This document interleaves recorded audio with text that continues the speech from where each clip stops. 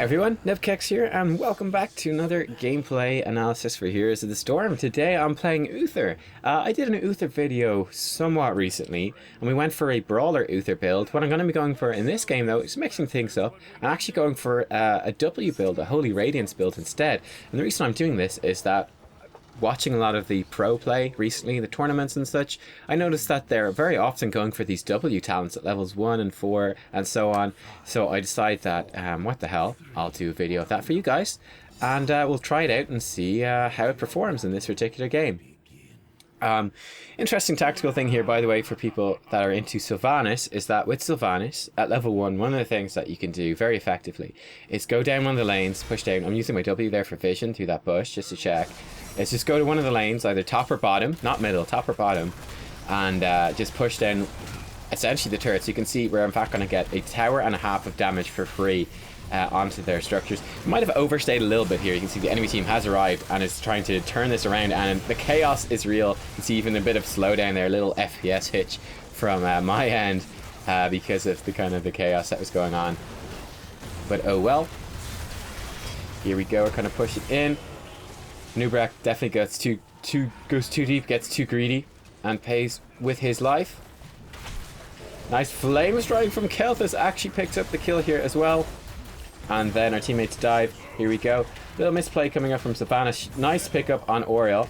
However, instead of turning the fort off, she takes 3 hits to the face. I think she could have negated the last 2 hits from the fort and would have lived. I didn't have any heals ready to save her. I suspect that she hadn't played Sylvanas recently. If she had, again, it's one of the things that should be on your mind when you're playing Sylvanas. You can look for that level 1 push, but also, you know, turning off the forts becomes a big priority, a big thing you're focusing on, I guess. It's understandable, though, that, hey, she hadn't played Sylvanas recently, you know, that kind of slips your mind. The sort of hero-specific things can kind of slip your mind sometimes, and that's understandable. I'm sure you guys notice me doing that sort of stuff all the time in my videos as well, because I do just jump from hero to hero constantly, trying to get as much variety as possible for you. But yeah, nice push. The way, by the way, to deal with that sort of Sylvanas push, there's a couple of things you can do. You could send all 5 people to the mid lane and then just rotate as 5 to try to gank them en masse. That works fairly decently. Otherwise, you could do like a 2-1-2 split. So you send 2 top lane, 1 mid lane, 2 bottom lane. And then you have the 1 person from mid come down. So you'll have at worst 2 people in either top or bottom to start countering the push. And then 1 person coming up to back them up, while the other 2 can then kind of sort of take control of the rest of the map and start getting XP soak, and hopefully you'll get at least a little bit of an XP advantage even if you lose some structural damage. They're 2 options. Again, they're not the only options, but they're 2 options that you certainly can look into doing. Anyway, here we go. We're working on the temples. One of the things I want you to watch out for in this game is that while I'm doing the temples, I'm going to be focusing very much not on actually, you know, killing the temples. Unfortunately, I missed my W in Sylvanas right there. But I'll be looking quite frequently around the map at my allies. So obviously I can't show you like the mini-map stuff that's going on, but you will still see that, you know, from time to time I will go and, you know, just tap around the map as well. Just looking at my allies' health bars, just saying, okay, do they need me to come right now? Should I come right now? I'm not going to focus overly much on the temples because, again, don't have very much damage as Uther. Not really going to have the potential actually on my own to kill the Temple Guardians, to sort of spin, do a bit of a taunt right there, then Hearthstone for mana. So yeah, that's something that I'm going to be doing. One of the other things you'll notice is that I'm going to do quite a bit of sort of aggressive positioning in this game. Some of this is specific to supports. Well, some of the supports, let's say like Uther and Rhaegar would particularly stand out as supports you can do this on. Also maybe Lily. And then very specifically to Uther as well because of his trait, which I'll explain in a second. But yes, one of the things I'll be trying to do is to position aggressively. I'll actually come back to that in 1 second because it's kind of interesting. I saw we were almost level 7. I went mid lane to soak the wave. In fact, our teammates did dive bottom and pick up the fort, and that actually knocked us over to level 7. So the ideal thing for me to do right there would have been to go alongside my teammates and help them push down that fort. We would have hit level 7 anyway. And I could have maybe helped keep them alive. And in the end, it cost us 2 kills. Still worthwhile for getting a fort, I think. But yeah, going to soak that mid wave wasn't actually that efficient. I think you'll see it here. Oh yeah, you can see it here. I'm positioning kind of aggressively. Again, I'm just kind of sitting here, right? I'm kind of saying there's nothing much for me to do as Uther around the map. You know, I can soak a waves or whatever. I can do some heals for my teammates. But Also, another thing I can do is also get vision for my team. So right there, I was kind of sitting aggressively in the lane, just revealing the enemy team for as long as possible, just staying just one step out of their reach. To get vision on them and also distract them, because of course they see Uther's one step out of our reach. That's a big thing they want to focus on, because they really want to kill supports. People love killing supports. It's something you've got to notice. Also worth noting there, Keltis is saying for bottom ping please. 100% disagree. It is up to you fundamentally to have map awareness, to be aware of where the enemy team could be. If you're getting caught out and getting picked, it's probably your fault. I think there's something to be said for lack of map pressure, for example. This is definitely something that bothers me occasionally in like some of the lower quality games you get, is that, you know, your teammates don't actually create any map pressure. They're just kind of like wandering around. They're not really doing anything. So it just leaves the enemy team kind of free to deal with the whole map. That's definitely something. Like, for example, though, like imagine if you've got like I don't know, like a Zagara, like split pushing, right? That creates a lot of map pressure. So the enemy team has to go deal with her, and that draws their attention. They're not free to just like rotate as four and gank people. That's something important. You can certainly criticize your teammates, I suppose, for doing map pressure and stuff, but criticizing for pings is not that legitimate, really. You can see here again, I was kind of saying, look, I don't actually add very much to this temple, right? My damage is very low. I'm not really going to help you kill the temple much quicker. What I'm going to do instead is I'm going to push up here aggressively in the lane, going to stand beside our siege giants. I'm just going to keep two enemy heroes really busy for that time period. Watch the minimap here too, at mid-fort. See that? That was what I was looking at during this. Seeing Thrall is coming. I say, yep, they're definitely coming, we should back it off. Nice rotation by the Tyrael here. I think we're actually going to fight this. And Tyrael on the enemy team. I feel like I've played a whole bunch of games against that guy, because I notice his name every single time. Nice Sunder. Actually, that was a very unfortunate positional split. I think I completely screw up my Divine Shield here, by the way. Kind of panic and cast it when it's completely unnecessary. So here, for example, I was kind of going, oh shit, Sylvanas, the Chain Lightning. Of course, it had already hit her, so it was complete waste. So that was a misplay on my part for sure. Yeah, definitely kind of panicking there and just screwing it up. But yeah, I mean, like, seriously, like, it's mostly up to you to watch. I mean, you can ping your allies and help them out sometimes, but for the most part, it's like you should be self-sufficient. Sorry. Anyway, here we go. Pushing in here a little bit. Getting damage down on the Zul. Didn't unfortunately land the stun. That's okay, though. He had his heroic came down, so at that point, I was kind of thinking we should probably back off anyway. We got that. I did pick up Cleanse at level 7. Actually, my levels 1 and 4 talents, I need to cover what they do, so they're the W talents. The level 1 talent gives you mana back and reduces the cooldown for heroes that you hit. Pretty nice. And then the level 4 talent synergizes well with that, increases the width and the range, just helping you hit more heroes, therefore get more healing, get more cooldown reduction, get more mana return. Nice little synergies there between those particular talents. Level 7 I picked up Cleanse. Again, the enemy team has a lot of roots and pick potential, so that's what I'm going to go for. And level 10 picked up Divine Shield for the same reason, and also to enable this Greymane a bit. The Greymane has been nerfed. I don't think this tactic is as strong as it used to be with the Greymane, but we'll see how things go. Nice flank by the enemy team here, Falside coming in.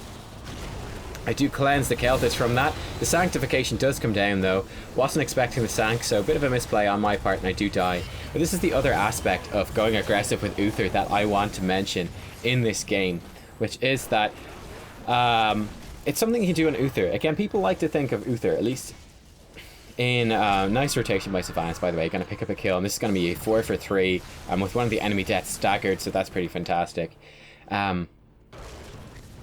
One of the things people like thematically about Uther, like, at least when I've seen discussions of what Uther should be, is they like the idea of him being a sort of tanky support, and he is, in fact, a very tanky support for a couple of reasons. So, well, the main reason is his trait here, and the fact that his cooldowns, apart from that, his healing cooldowns, his W and his Q, and Divine Shield, I suppose, technically as well, are very long cooldown abilities. Now, the way this works is that Uther's trait, when he dies, you remain as a sort of holy ghost, and you can put out a ton of healing over the course of that. So what this means is that you rarely want to focus the Uther down first. And in fact, if you watch pro gamers play it, you'll often see that, in fact, when they do play, you can see the Gust kind of screwing us up a little bit there as well. I Divine Shielded the Greymane. Both Kael'thas and Greymane were in a tough spot. I think I had Cleanse active and should have cleansed the Kael'thas. Oh well. We're in a rough spot there. Well played by the enemy team. Nice rotation. That was a bit tough. I think I also, Sylvanas says, or said, I think I missed there. Yeah, okay, so she's like saying, thanks, Jeriel. That was good. I thought during the game, and you'll see this, I thought she was being, I'm too cynical, I thought she was being mean and sarcastic. She's actually just being nice. I think Cyril, when I watched it back, I saw that he like saved her with about 1 HP remaining or something. So Sylvanas does make a big misplay here. She's definitely going too aggressive with those waning arrows. She just dives the whole enemy team and dies. I think it's pretty obvious they're there. So I was kind of, I thought she was being rude. So I was like, yeah, well, that was good, Sylvanas, that was good. So, you know, seeing it back now and realizing that she's actually being nice and friendly, I take it back. She didn't deserve that sass. She was actually just being a nice person. So, you know, shout out to Sylvanas and my apologies. But yeah, in pro play, people will often ignore Uther in a team fight. They'll like run into their enemy team and just be standing in the middle of them, and they'll just completely ignore him, because within like a good team fight, it's like if you kill him, he'll just, you know, his stuff's on cooldown. He's not missing out on anything by being dead. And then it's like, well, he just gets a whole ton of bonus healing from his trait, from that trait healing he gets as a ghost. Additionally, at level 20 with Redemption, which brings you back to life after your ghost form expires with like a 3-minute cooldown or something like that. 2 minute, I don't know. It's that also, you know, it just makes his death even less impactful, so they'll often try to ignore him. So you'll see in these team fights, I'm often trying to position very aggressively, saying, okay, it's basically like a pseudo warrior. It's saying, all right, if you want to kill me, you're gonna have to waste a whole lot of your damage in order to kill me, and then I'm gonna get a whole bunch of bonus healing, and that, sure, I might die, but my team will hopefully win the team fight. And that actually, it's been working out for the most part in this game. Maybe not the best game on Uther, but hopefully you see the sort of the theory in practice a little bit. It can be pretty effective. It can really catch people out. Also, it's, you know, again, also it's worth noting, supports in general, let's say even not including Uther, it's also another thing you can do. It's right, use your health bar is a resource as well, and this can be difficult to make use of, but I mean, it doesn't hugely matter if you walk out of a team fight with full health or with like 1 HP, if you walk out alive, in theory. You know, it prevents you from doing other stuff on the map. But let's say, you know, you go into like the big game-ending team fight. Okay, whoever wins this team fight is going to win the game. It doesn't matter. It's, you know, win or lose, that's what matters. It doesn't matter how much HP you walk away with. Then, you know, your health bar, in this case, like, he's got 4k health, Uther, at level 17. That's a lot of HP. That's a resource that you can use, you know. If you tank up 3.5k damage, that's 3.5k damage that's gone on to you that hasn't gone on to anyone else. And, you know, if you're not dead, if you've still been fully effective within that time, then great, cool, that's awesome. Obviously it's a risk with other supports where dying isn't necessarily as good. But yeah, it's something you can do, you know. Don't be afraid to position a little bit aggressively and tank up some damage. Or even just to distract the enemy's team attention with your health bar. You know, you don't need to stay fully safe. Well, it will depend on the team comps. You know, they might have some sort of comp that can pick you out, lock you down, and blow you up really quickly, in which case you need to be safe. But apart from that, you'll probably be okay.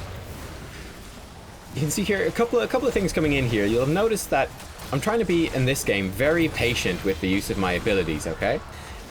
So you can see, for example, right there, Kael'thas, he got hit by Zul's vulnerability, his root and his vulnerability. He talented into vulnerability at 16. And Kael'thas was kind of out of position, took a big chunk of damage. However, I didn't use cleanse on him. I didn't use my heal on him immediately. Instead, I waited. I said, okay, Kael'thas, although he's been rooted, he's actually going to be safe. Don't need to cleanse him here. He's going to be fine. When he started taking damage, I said, that's okay. I've got my Q ready. This will heal up the damage he takes. And at level 16, also worth mentioning, because I haven't already, is I talented in to basically my Q. I forget the name of the talents. We'll go over them at the end.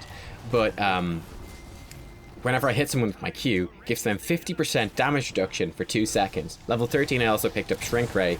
The reason I got these two talents was that I felt that the enemy team was playing very aggressively. They're very much focused on like diving and blowing up Greymane or Kel'Thas. So I wanted those two talents to kind of protect those two heroes from that aggressive play. But yeah, Kel'Thas was kind of, he's a bit out, you know, sure, he got focused down, and then I hit him with that Q and that damage reduction as an Ubrak turned onto him. So yeah, Kel'Thas, he was, you know, it looked like he was in a tough spot, but he wasn't actually. And then when he did get into a tough spot, I came back and then I hit him with the heal, got him with the damage reduction, and kept him safe. Again, sort of dismounting people. Falstad actually goes very aggressive on me. They get some nice damage down. Again, remember, I do have that redemption ready. Gonna Divine Shield. I actually cleansed and Divine Shielded the Kel'Thas there. I started off with a cleanse, then went, oh shit, he actually needs Divine Shield too. So maybe not the most ideal play, but it works out in the end. But in theory, you'd never wanna obviously stack those up, but oh well. Here we go. Nice one. This is gonna be game right here. Level 20, 4 enemy heroes dead. In fact, soon to be 5 enemy heroes dead. And we had a really nice team in this game, I have to say. People did really well, especially the Tyrael. I loved this Tyrael. He was awesome. Really loved his rotations, his play within the team fights. It was really, really good. Very nice to see. But there you go, guys. We'll go over a couple of that stuff, and we'll go over all the talents to go over that stuff again, just to make it clear. But yeah, another thing, again, you'll have noticed is that what's on the temple is kind of tabbing around as well. For example, there was a fight at the bottom temple, and kind of left that pretty quickly. But there you go. Pretty cool. I think it's pretty good. I'm not a huge fan of the talent build, actually.